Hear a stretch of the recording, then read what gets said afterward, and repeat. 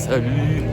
Je sais pas où ce vlog va nous mener, mais on est sur les 6 heures de la Diabolique de Ragnar.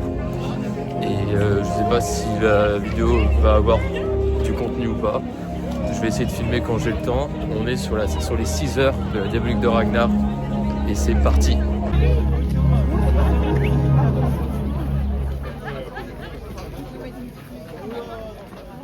Fanny ? Ouais, j'entends les bruits.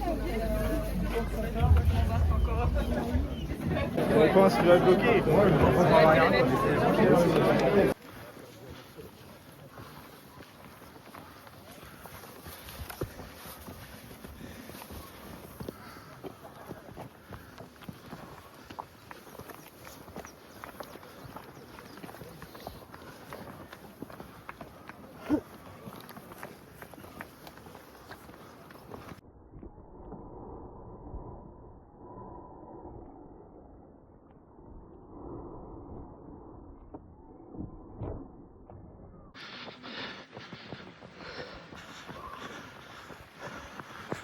Oh, le parcours est diabolique, c'est le cas de le dire.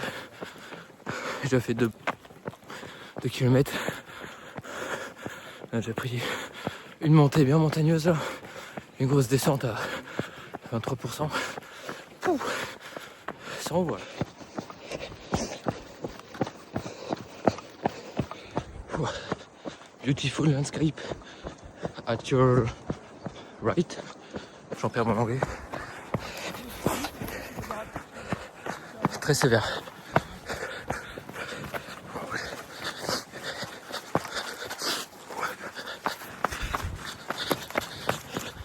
Du coup, c'est une petite vidéo en mode freestyle. Je pense que ça donne, il n'y a même pas vraiment de DA sur la vidéo. Mais là, on est dans le 6e kilomètre, je crois. On est dans le 5e. On est dans le 5e. La boucle est archi technique.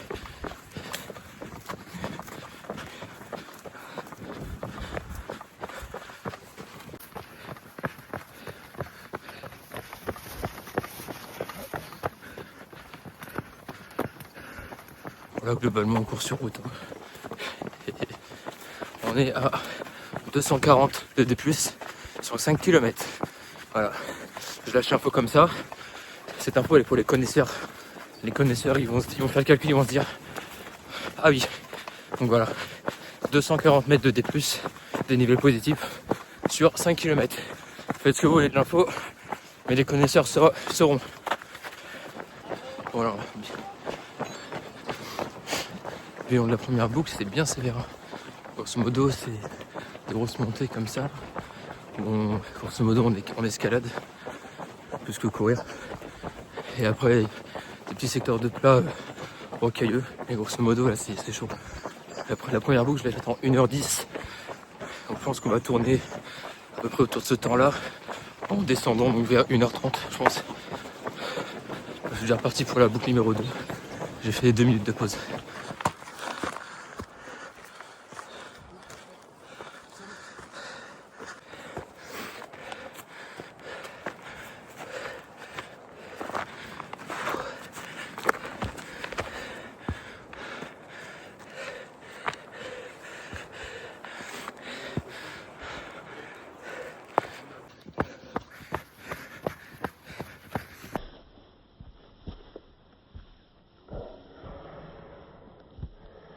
Toujours dans la boucle numéro 2.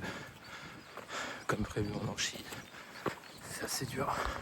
Je vais voir, je sais pas si je m'arrête pour manger maintenant. Après la boucle. Donc si je repars pour une et je mange après.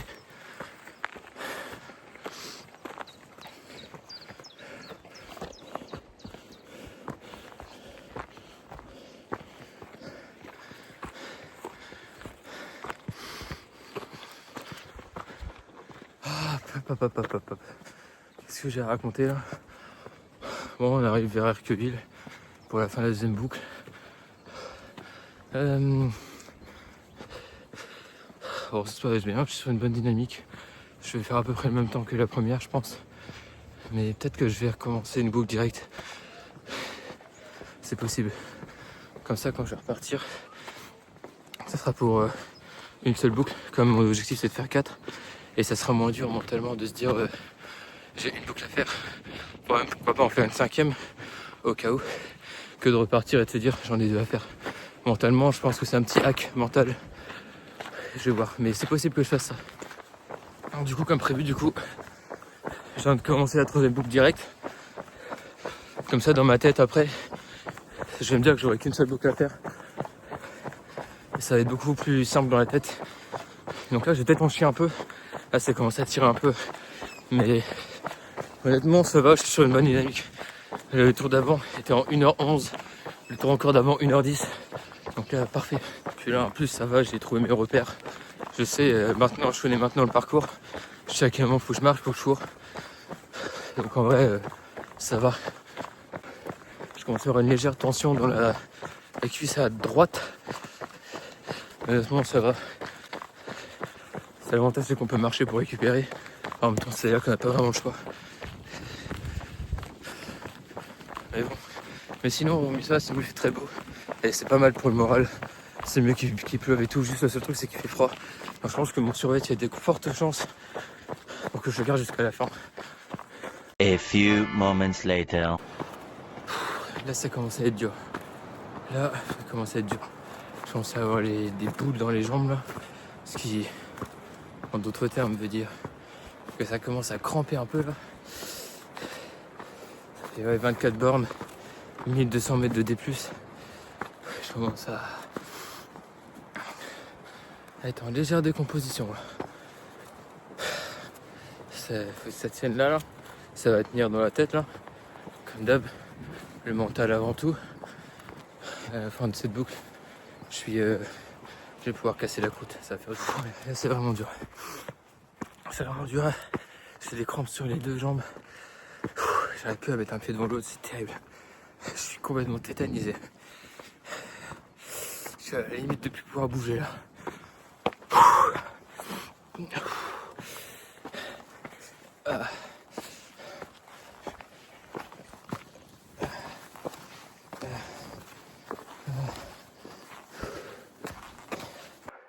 Je commence à avoir une légère tension dans la cuisse à droite.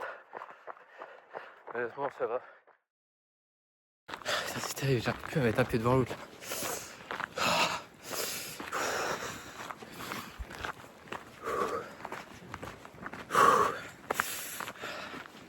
Ah, c'est ouf. Ah.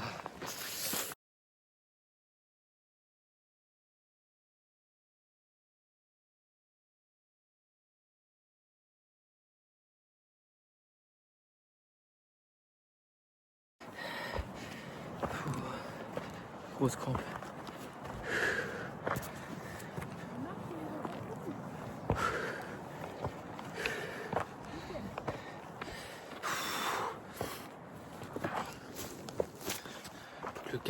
Boucle 4. On va faire l'objectif et après on s'arrête. Quelle course! Faut aller la chercher celle-là. J'ai la jambe comme une allumette. On survit. Boucle 4, il doit rester 5 bornes avant d'avoir enfin fini. On survit. Vivement que ça se termine. J'ai le corps qui lâche un petit peu. Je suis en pleine explosion musculaire. Alors envoyez cette vidéo à tous ceux qui ont des petits problèmes de mental. Gentiment, bien sûr. Je suis en train de faire deux boucles en étant entièrement pris de crampes. Ça joue dans le mental. C'est ça, c'est la course. C'est le trail. Tout se joue dans le mental. Bon, on approche des Carqueville. Il doit rester peut-être 800 mètres peut-être, je crois. Il me semble qu'il doit rester 800 mètres. Donc je vais pas repartir. C'est bien, j'aurais rempli l'objectif. 4 boucles. Franchement, je suis content. Bon, malgré le fait que je suis complètement explosé de crampes. Mais ça fait partie du jeu, c'est pour ça qu'on fait ce sport. Et puis je vous ai pas dit, mais le rituel, c'est de sonner la cloche. On va sonner la cloche pour montrer qu'on a fini la course. Au final, j'ai quand même réussi à faire des plans et à filmer malgré le fait que je sois complètement calciné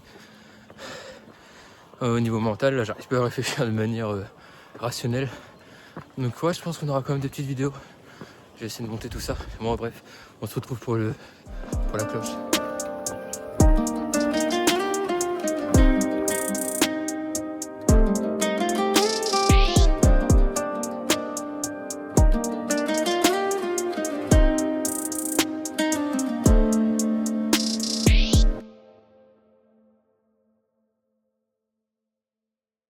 On se retrouve le lendemain de la diabolique de Ragnar. On va se faire un petit débrief. En fait, déjà, première chose, j'ai promis dans la dernière boucle qu'on allait me voir sonner la cloche. Mais en fait, le problème, c'est que suite à un problème technique, en fait, on n'a pas de vidéo. On n'a pas eu de vidéo, problème technique, il n'y a pas de vidéo. Il y a juste une photo. Donc du coup, c'est pour ça, j'ai spawn la photo, histoire de dire, ah, regardez, j'ai bien sonné la cloche. Mais du coup, non, problème technique, on n'a pas de vidéo. Dommage. Bon, c'est pas grave. Ouais, donc du coup, on va débriefer tout ça. Alors, plusieurs points. Déjà, c'était une excellente course, c'était une très bonne course. Moi, j'ai beaucoup aimé l'événement, c'était vraiment trop bien. Point météo, il faisait très très froid. Très très froid. Il pleuvait pas, il y avait un beau temps, il y avait du soleil, ciel bleu, franchement nickel. Le seul problème, c'est que il faisait 8 degrés. Le ressenti, il était de 0 degré, ce qui veut dire qu'il faisait super froid. Et quand on montait au sommet, donc vraiment très haut, sur les côtes, etc., le moindre coup de vent, en fait, on donnait des glaçons sur place, quoi. C'était horrible. Hormis ça, sinon, l'événement était très très cool. Le parcours était très très technique. Franchement, c'est archi cool. 475 de D+, à peu près, sur chaque boucle. 9,6 km environ sur chaque boucle, pareil. Je voulais faire le petit instant prover, juste pour vous dire qu'on a eu des petits goodies. Voilà, on a eu un beau petit sac de la diabolique avec dedans un beau t-shirt. Bon, ça c'est le dos en fait. Ça c'est le dos et ça c'est l'avant. Voilà. Il y en a qui ont eu un tour de cou. Moi je suis grave jaloux, j'ai pas eu de tour de cou. C'est trop dommage. Voilà, on a eu un stylo aussi, ici même. Voilà, c'est juste écrit Cotentin. Voilà. Dernière chose, bon, le truc un peu plus sportif, voilà, on a eu une belle médaille où c'est écrit, alors là c'est peut-être à l'envers, mais c'est écrit La Diabolique de Ragnar 2026. Et là, c'est le logo de La Diabolique de Ragnar. J'ai essayé de déchiffrer, ça voulait dire quoi, mais du coup ça veut dire 8 en fait. C'est une médaille qui est en bois, elle est très jolie. C'était le petit instant prouveur. Mais comme je suis assez humble, je vais pas garder la médaille pour flex pendant cette vidéo. Le point classement. Alors, déjà deux choses à dire. Le classement qui ne veut pas dire grand chose, voilà. Je dis pas ça en mode mauvais perdant, loin de ça, parce qu'en plus je suis pas du tout mauvais perdant. Moi j'adore perdre en plus. En fait, ce qui est simple, ce qui est bien dans la course, c'est que t'es jamais gagnant. Le seul gagnant, en fait, c'est celui qui est premier, qui a gagné la course, en fait. C'est la victoire. Après, voilà, on est tous gagnants à notre échelle parce qu'on a des objectifs. C'est ça qui est bien et c'est ça qu'il faut faire, c'est se fixer toujours des objectifs. Bon, bref, j'arrête le monologue de développement personnel. Et comme ça, en plus, surtout comme ça, je félicite et je check les gagnants et ça, j'adore. Parce qu'en plus, en gros timide que je suis, ça m'évite d'être mal à l'aise si je gagne un truc, tout ça. Ça me met mal à l'aise. Donc, bref, pourquoi je disais ça? Oui, donc oui, le classement. En fait, voilà, ça veut pas dire grand-chose pour la raison suivante, c'est qu'en fait, c'est une course de boucle, c'est une course d'endurance et c'est pas une course de chrono. C'est-à-dire que si par exemple demain on va faire un 34 km, parce qu'en fait on a 34 km, il faut le faire le plus vite possible. Alors que là, en fait, c'est une course de boucle, c'est plus une course d'endurance. On a un temps défini, on a 6 heures, et en 6 heures, il faut faire le plus de boucles possible. Donc c'est de l'endurance pure. C'est pour ça que le classement ne veut pas vraiment dire grand-chose. Parce qu'en plus, déjà, on arrête à n'importe quel moment. En plus, moi-même, je comprends même pas le classement. En fait, c'est un classement qui est fait d'abord primo par boucle, et après, à l'intérieur de ces boucles, ils prennent le chrono. Donc il y a un peu un côté chrono, mais moi, de toute façon, j'étais venu à la diabolique en me disant, mon but est de faire minimum 4 boucles. Je cache pas que je voulais faire 5 boucles, mais finalement, vu comment les événements ont évolué, 4 boucles, c'était déjà pas mal. Le classement, c'est plus voilà pour nous mettre vis-à-vis de l'événement et pour les classements UTMB, les points ITRA, etc. Mais voilà, c'est une nuance qui était importante à mettre en place. Du coup, donc le classement, donc le temps, je vais essayer d'afficher le classement en même temps au montage. 5h43 et 47 secondes, 9h33 au kilomètre. Bon, c'est du trail, donc voilà, course, marche, normal, on connaît le refrain. Classement général, donc 226 sur 357. Donc ça me met dans les 63%. Voilà, donc les pourcentages, je crois que j'en avais déjà parlé, mais ça permet de comparer en fait les courses entre elles. Et ensuite les autres classements, donc classement homme 211 sur 311. Mais ça sert à rien. Enfin, ça sert à rien. Ça sert à rien. Et classement espoir 3 sur 4. Donc voilà, 5h43, sachant que en temps de déplacement, sur ma montre, j'avais 5h04. Donc ce qui fait un rythme de 8h09 sur tous les moments où j'ai couru. Puisque, entre-temps, il y a des moments où on s'arrête, à la fin des boucles par exemple. Et donc en fait, ce temps-là, il est compté dans le temps de l'organisation. Voyons maintenant le déroulé des boucles. Donc le déroulé des boucles, alors j'ai essayé pareil de mettre mon récap Garmin sur le côté. Donc la première boucle elle a été faite en 1h10. Alors sachant qu'elle était c'était compliqué parce qu'en fait il y avait beaucoup d'embouteillages, beaucoup de monde, mais 1h10 ça reste correct. Ensuite donc j'ai pris 1 minute 57, arrondissons à 2 minutes de repos à la fin de la boucle, histoire d'arriver, discuter avec ma mère, avec mon père qui était aussi sur la course. J'avais récupéré un bout des mentales sur le ravitaillement, c'était du sel. Deuxième boucle, je l'ai fait en 1h11. J'étais assez content. Du coup, j'étais régulier là-dessus. Seulement 1 minute de retard. En fait, sachant que je me doutais que ça allait faire décrescendo et que petit à petit, j'allais baisser en rythme. Ensuite, à la fin de cette boucle, j'ai pris 3 minutes 18 de pause. Je voulais directement enchaîner avec la troisième. Comme ça, après, je m'arrête pour manger. Et comme ça, dans ma tête, je me dis que pour faire mon objectif de 4 boucles, j'avais juste à repartir pour une seule. Et dans la tête, ça joue beaucoup. Parce que si jamais je me serais arrêté pour manger, imaginons 10 minutes, un truc comme ça, et ben pour repartir après, et ben je me serais dit, il faut que je reparte pour 2 boucles. Et dans la tête, c'est un peu plus lourd à admettre. Donc là, j'ai fait la troisième boucle. Ensuite, j'ai pris 25 minutes de repos, histoire de vraiment de manger tranquillement, tout ça, et de repartir pour du coup une boucle. Et ensuite, la dernière boucle, donc je l'ai faite en 1h28. Et la troisième, c'était en 1h22. Donc les deux premières boucles, 1h10, 1h11, on était bien. J'étais sur une bonne dynamique, j'étais trop content. Ça se passait trop bien. Et là, troisième boucle, 1h22. Là, déjà, on voit que commence à y avoir un petit souci sur le chrono. Là, on passe d'1h11 à 1h22, 11 minutes en retard. Qu'est-ce qui se passe? Déjà, après 2 km dans la boucle 3, je remarque que j'ai une tension dans l'adducteur. Et là, je me dis,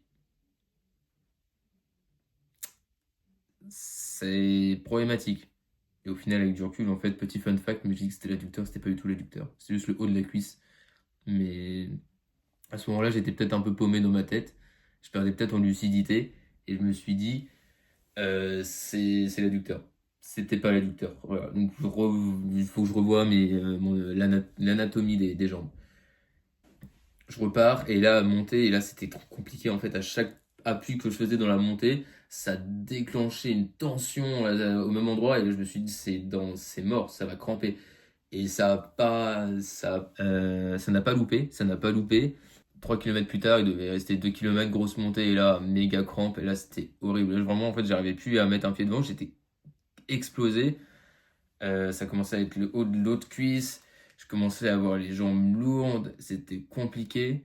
Et à partir de ce moment-là, du coup, là, je me suis arrêté, j'ai dit, ok, là, je m'arrête pour manger. Je me suis dit, on va s'arrêter, histoire de me faire un peu masser, tout ça, de manger tranquillement, de boire aussi, de prendre un peu un apport en sel, même si j'avais pas du tout faim.